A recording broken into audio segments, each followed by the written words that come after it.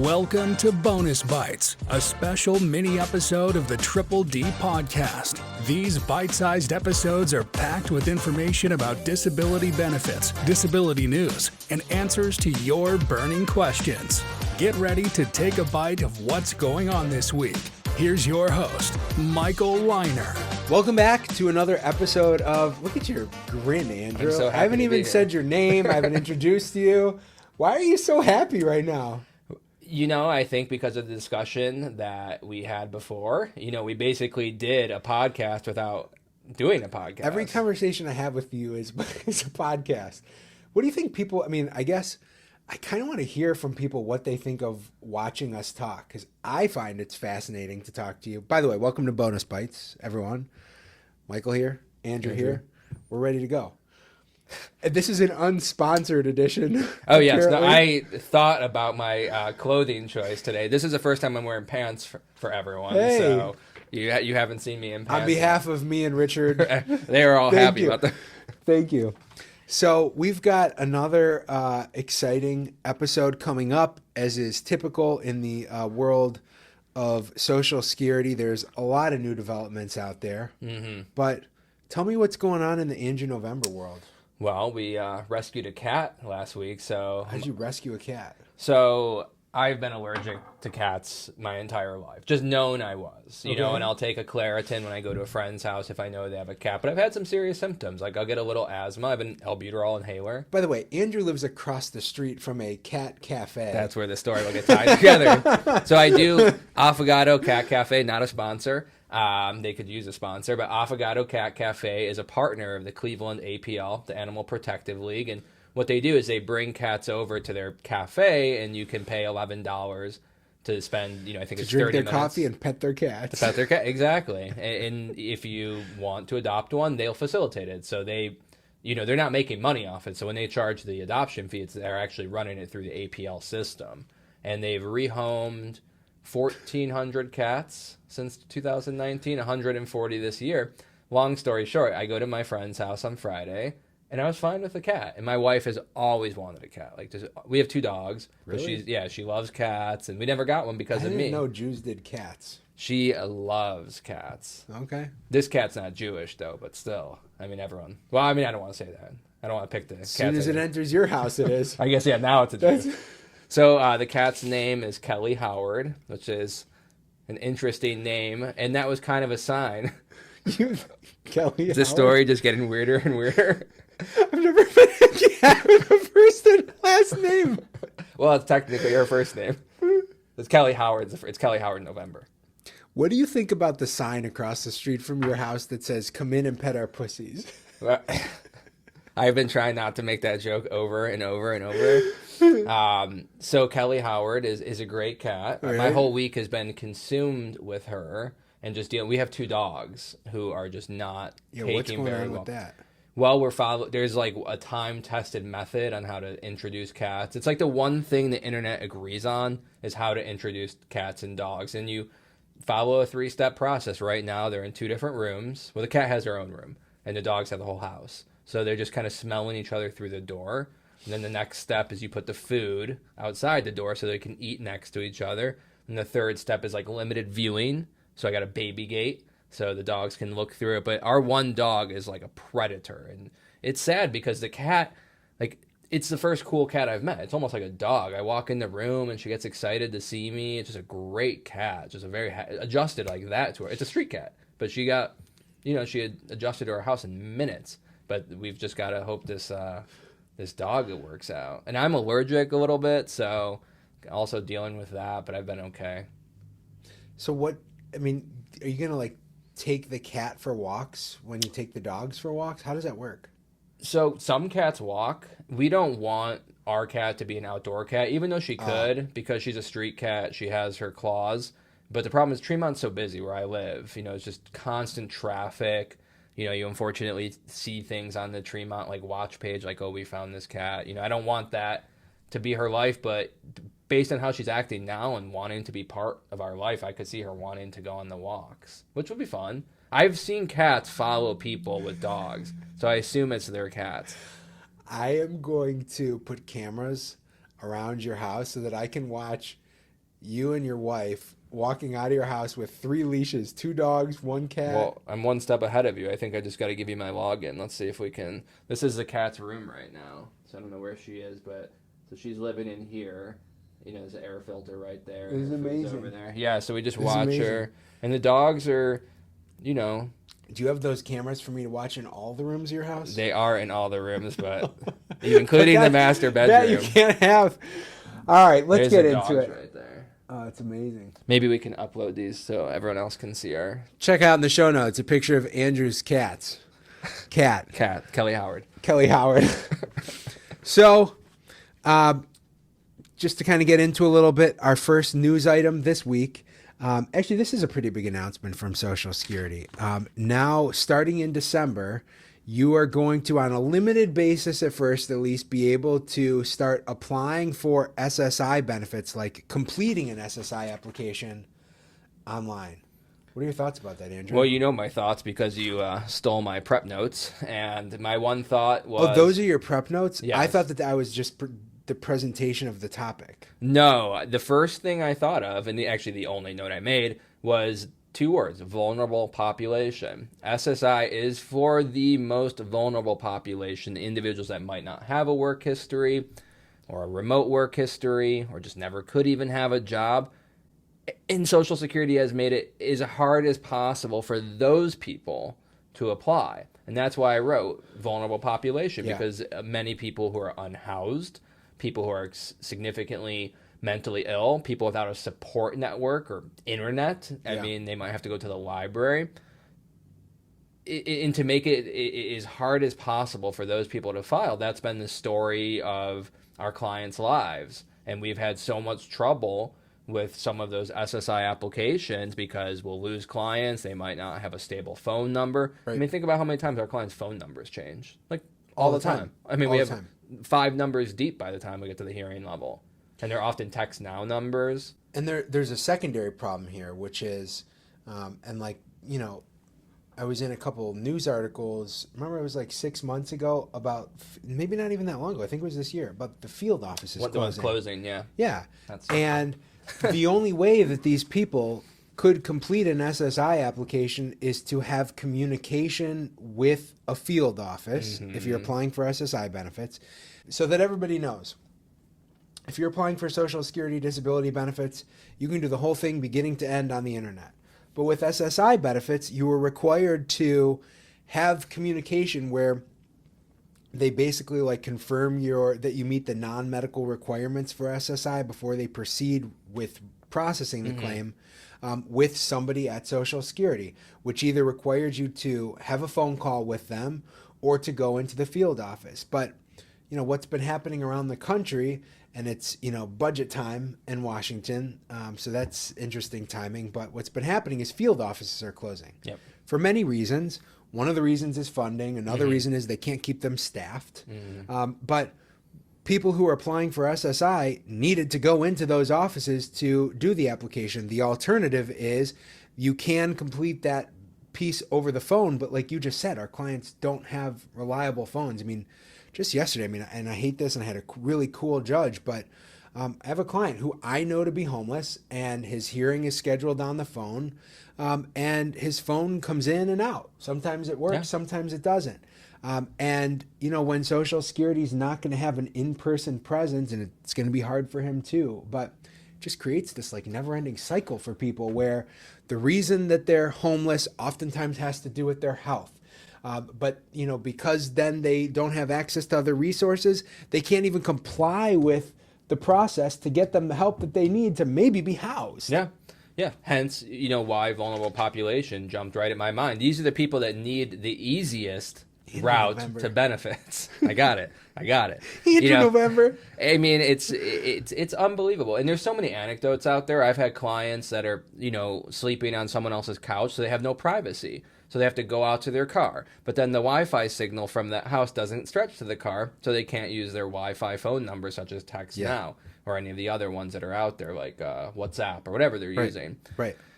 So this is revolutionary. And, you know, I hope more of the social service agencies around Cleveland and around the country can pick up on this and know that I hope Social Security makes it clear enough, and then we'll blast it out to people. Yeah. And we have a ton of agencies that read our our newsletters and stuff. But yeah, I mean, it's crazy that it took this long for it to happen. You know what? And we're going so far off topic here, but I don't think it matters. I think it's still like an interesting point. What would solve so many of the problems that our clients have that, and just be good for communities as a whole is like community-wide Wi-Fi. Yeah. Like our office is located in Old Brooklyn. It's a what would you call it? A neighborhood of Cleveland, but a big neighborhood of Cleveland. I mean, many square miles at least. And there is literally Wi-Fi that comes from the city that anybody who's here can access. And that's something that I hear from our clients all the time is I don't have Wi-Fi. I don't have, the resources that I need to be able to get on my phone. It is expensive to keep cell phone service on a phone, but any phone that you get can do basic things if it's in a Wi-Fi signal. Right. So maybe that's one thing that, I don't know if it's the federal government, the local government, but communities can come together and say, this is good for not just people who are impoverished that need it, but everybody to be able to access information in the community. Sure. And, sometimes when we're having this discussion, we're just focusing on metropolitan Cleveland where everything's, dense. But think about it. You go 20 minutes in any direction, it gets quite rural, quite fast. Yeah. So when I say go to the library, if you break that down, that can be an extremely difficult task for people. Most people do not have reliable transportation. And more so of an issue is the fact that there is very little public transportation around. So telling someone who lives in a even quasi-rural area around Cleveland to go to the library might be, an impossible task for someone. So they literally just can't, even do anything on their behalf. That's right. Well, let's move on to our next topic here. I'm going to go off script a little bit, Andrew. So put that down, boy. Whoosh.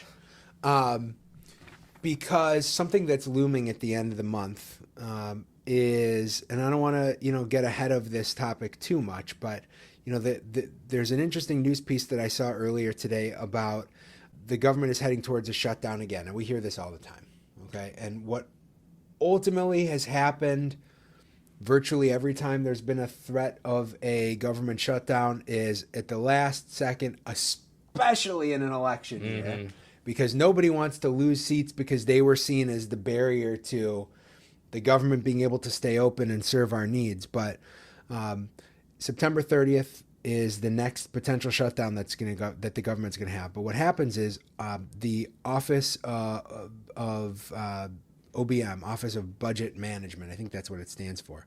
They are, what they do is they submit a proposed list of, ways to keep agencies flowing if the government were to shut down. And they did something that was really unique. Even though normally what they would do is try and shrink money from all the agencies, what they proposed, even in their, whatever they think that the government should do, is that they actually implement the full budget towards Social Security that the President Biden budget requested, which is a $1.5 billion increase over the current year. And it's really rare that when we're talking about how we're going to cut expenses, a government office would say, well, let's actually give this organization more money than they have coming in now. What are your thoughts when you hear that? Not getting my hopes up. Never going to happen. Yeah, it's never going to happen. No, it's a shame that people's livelihoods, it's a political chess piece.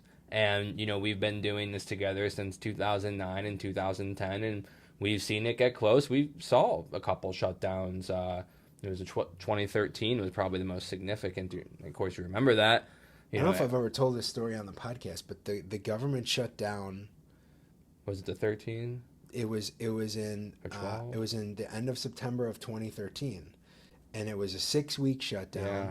And that happened to be the month after I started Liner Legal. And so no money came in. And I literally was down to like the last like $2,000 that I had in my bank account. I wasn't sure how I was going to pay. You know, it wasn't like it was now, obviously, but I wasn't sure how I was going to pay anybody.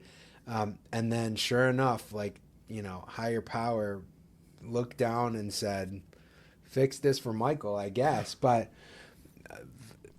$16,000 showed up in one day, an amount of money that would close us if that came in tomorrow because we couldn't pay our bills.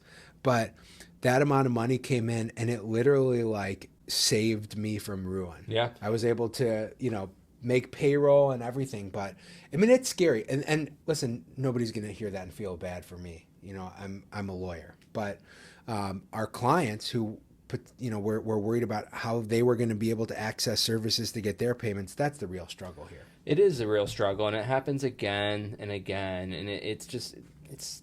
I don't want to call it a joke because there's real lives, and you know, we provide a valuable service to people, and if we can't provide the service, it's just harming people. So they're going to get harmed no matter what. If their representative is unable to do their job, clients aren't going to get their checks.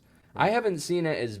It seems like when there have been threats of shutdown over the recent years and Social Security sends out contingency plans, it seems lately that most of the essential functions would still, you know, be covered, including payment processing. It's kind of the smaller things, changing Social Security cards, replacing Social Security card name changes, that you know, important things, don't get me wrong, but the less critical. But, you know, we shouldn't have to read a contingency plan and share it with our office and say, this is what's going to happen. Right.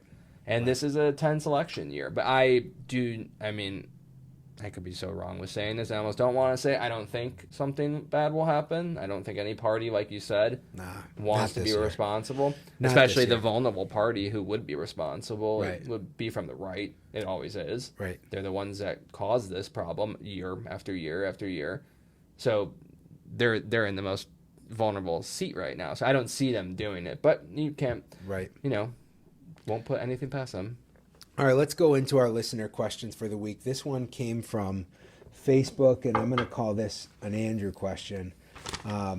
Here's what this question boils down to. Person is receiving LTD benefits, and their LTD carrier is requiring them to apply for Social Security disability benefits. Is that normal, Andrew? Yes. Unfortunately, that is the biggest surprise that my clients face, is that when you file for long-term disability, every policy that originates from employment, 99% of those policies have an offset provision, which means that they require you to file for Social Security, and the money that you receive from Social Security will reduce what you get from long-term disability. Here's an easy example. Say the long-term disability will pay you $5,000 per month. That's the contracted amount. And Social Security will pay you $2,500 per month. So if you win your case, what happens is the insurance company will just decrease your benefit to $2,500, add the two together, and you get back to that contract amount.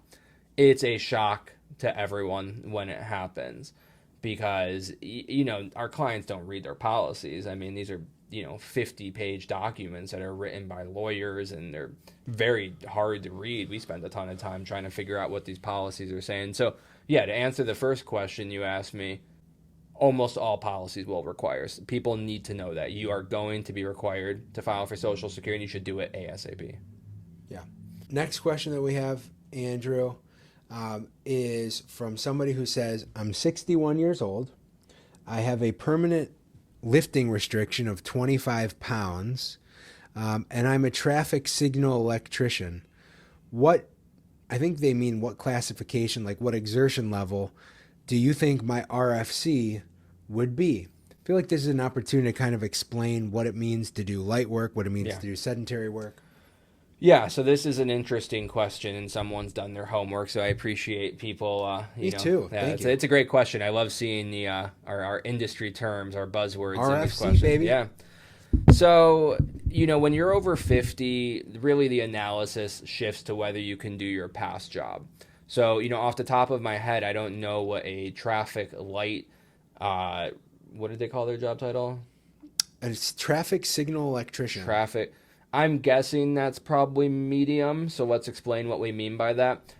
Social Security uses Department of Labor terminology to rate the strength requirements for jobs. So we have sedentary, light, medium, heavy, and very heavy. And that's probably a heavy job. it could be. I mean, those lights aren't. They look small when they're up there, but if you see them on the ground, but big. They're also like working high up on those ladders all day, and I think that can push some medium jobs into being heavy. I don't know. Yeah. So the most important part of that question is finding out what the exertional demands of that job are, and that's a lot of what we do. We were just talking about work history reports. One of the most important things our office does is to make sure our clients accurately identify the demands of their job. I mean, that's a whole conversation right there.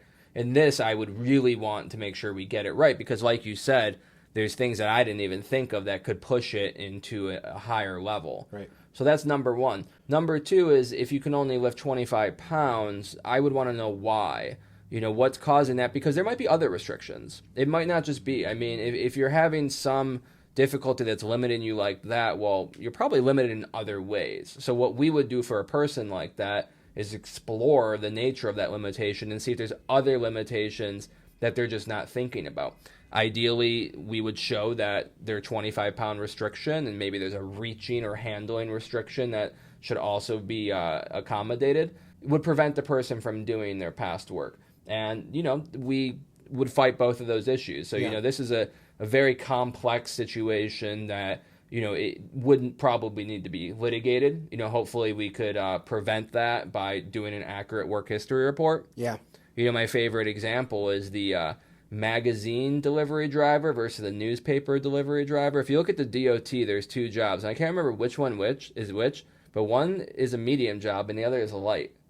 So, I mean, nobody's going to write down, they're going to be like, I was a driver, newspaper driver. So, there's so much goes into what exactly is their past work. Look at the job of a lawyer. You can perform the lawyer in many different ways. We're at our office more now, but there were times that we were standing and walking, lifting and carrying light to medium loads. You remember what it was like for me before the pandemic. I was a street lawyer. I mean, you were commercial driving. All around. I was all around town. Dangerous moving machinery. Yeah. No, you were driving all day. That is not sedentary. That is not sedentary work. And what does the DOT say a lawyer is? Sedentary. What about when we're walking and carrying files? I mean, some of these files are thousands of pages. That's well into light to medium work. Yeah. So, the DOT is quite problematic, but that's what we do.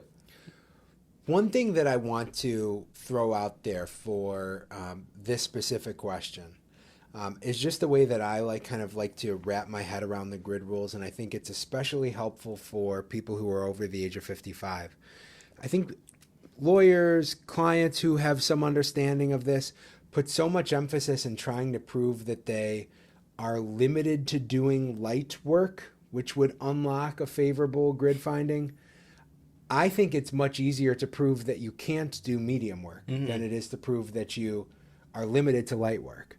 And what I mean by that is, by definition, if you can't do medium work, then the most you can do is light work. What does medium work require? It means that you're able to lift 50 pounds for up to 2.5 hours of a workday, up to a third of a workday, which, that could be once or it could be for 2.5 hours. But what really stands out more is somebody who you can't do medium work if you're unable to lift 25 pounds frequently.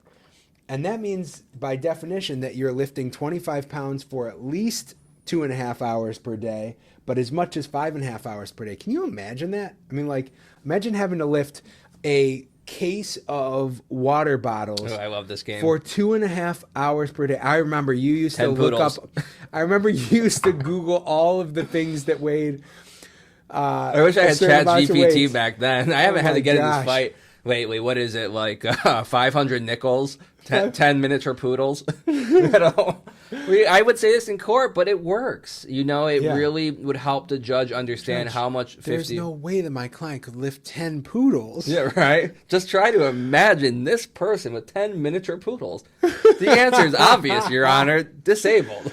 Oh my gosh, I love that. Oh, there's so many examples of, I have been in court Googling the weights of things. I got in a fight, I think, what was it, an auto technician, or no, it was a car dealership employee. We have a lot of problems with people who work in car dealerships because the DOT makes it almost like you're doing nothing in that job, but think about all the requirements that a dealer might have. You're getting on your knees to screw a license plate in. That's not addressed in the DOT. Yeah. Sometimes they have to do a battery switch. I've heard that from a lot of dealers, especially in the used car industry. A battery weighs a minimum 25 pounds. But why is that a light job in the DOT?